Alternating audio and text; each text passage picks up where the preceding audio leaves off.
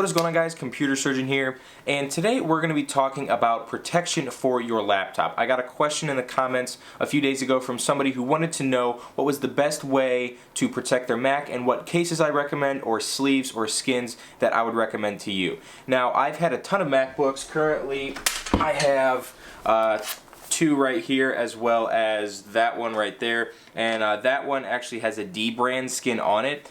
These two have absolutely nothing on it. This is a 13-inch and this is a 15-inch MacBook Pro.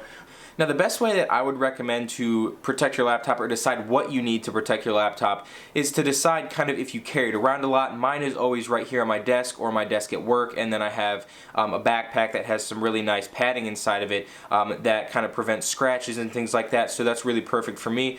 But you know, if you're a student who takes it on the go a lot, if you're constantly moving it from place to place, then obviously you need to kind of take into account what you're going to be using your Mac for in order to kind of tell what the best would be to protect your Mac from.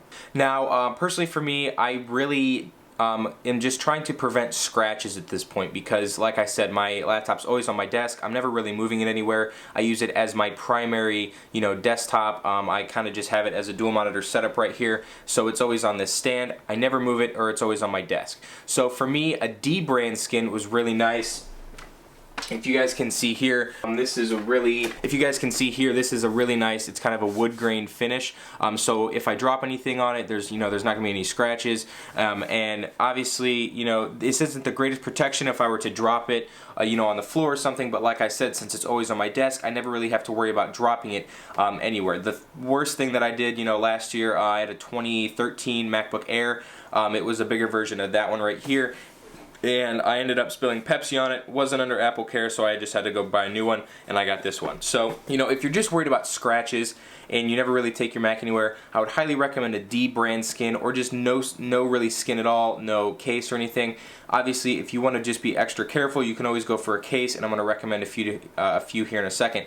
But D brand skins are really great. You can get a bunch of different, you can get colors, you can get wood finishes, you can get metal finishes, you can get a marble finish is what I'm going to be purchasing here in a little bit for my new Mac that I get. But like I said, these are really inexpensive. It's around $20 for the skin, and I'll link their website in the description. You guys can kind of see here. You can customize it the way you want. You can pick there's a few different wood finishes, there's some metal finishes, just plain colors, and these are all pretty cool. I've really wanted to test some of these out, so I really do plan on getting a few of these and testing them out with these different MacBooks that I have right here. But I'll tell you now, if you're looking for a really durable case, I would really recommend going with something like a Speck Case. I've always used a Speck Case on my phone. You can see here it's a really nice build, and they carry this over to their Mac line case as well, which is really nice to see.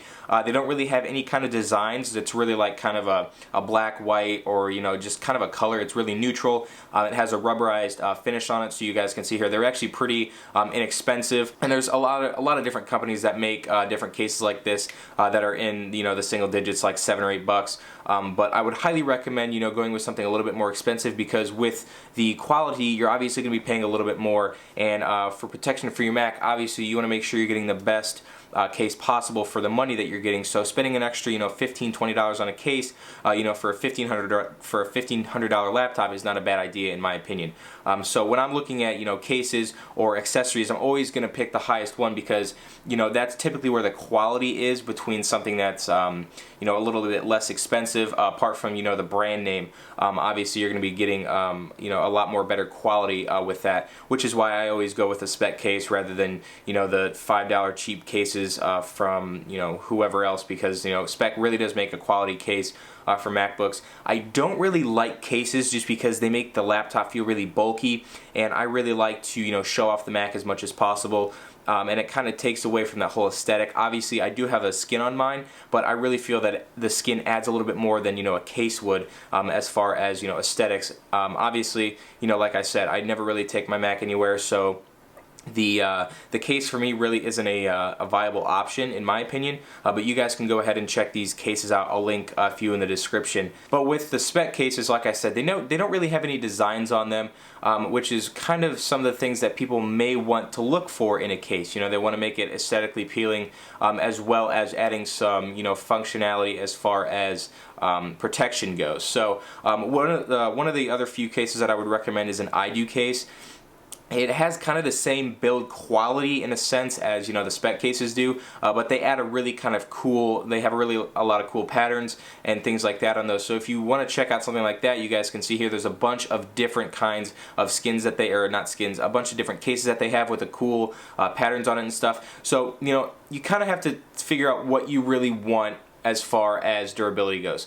The D brand skin will, you know, prevent scratches and things like that. So if, you know, you're dropping things on it every now and then, I do have a scratch on the bottom of mine, but since you don't really ever see the bottom of a Mac, I'm not too worried about it.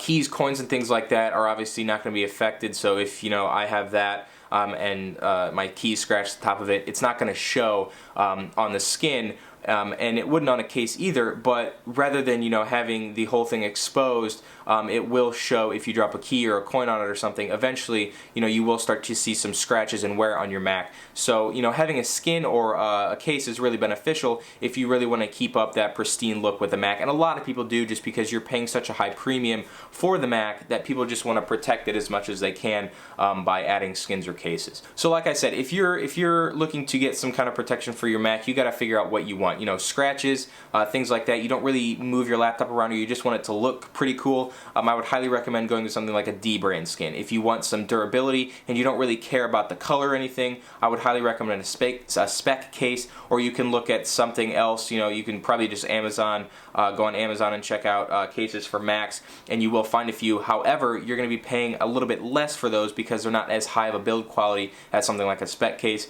And then for something like I do, you're getting somewhat of a good case as far as durability goes, and you're also getting a pretty cool pattern on that, a pretty cool aesthetic. So a lot of people like to see, you know, different kinds of patterns and things like that with their MacBook, and they can personalize it to what they feel like. So that's about it for this video, guys. If you did like this video, please give it a thumbs up. It helps out the channel grow. We did just hit 300 subscribers the other day, so I'm really thankful for that. So thank you to everybody who has subscribed and has viewed my videos in the past. I really do appreciate it. And if you're new to the channel or just found this video interesting, you guys can go ahead and check out some of my other videos. I'm trying to do as many videos as I possibly can. I have finals coming up, so I can't really focus on videos that much as I'd like to, but once, you know, summer comes, I'm going to be doing a lot of different videos on a bunch of different stuff. And I wanted to say thank you to whoever commented on this video idea.